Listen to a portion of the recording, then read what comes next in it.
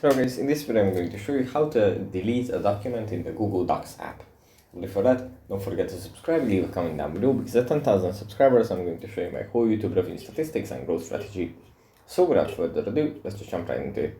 First we have to open up the Google Docs app. And here it opens up in Drive files, where we have our documents. From here we just tap on the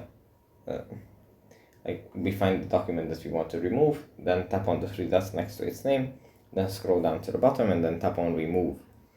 And here we can tap on move to trash to delete it finally. If we change our mind, we can always check the trash can, because for 30 days each document is going to be left here, and then we can just restore it. So yeah, that's pretty much it for this video. Hope it was helpful for you guys, and I'll see you in the next one. Bye.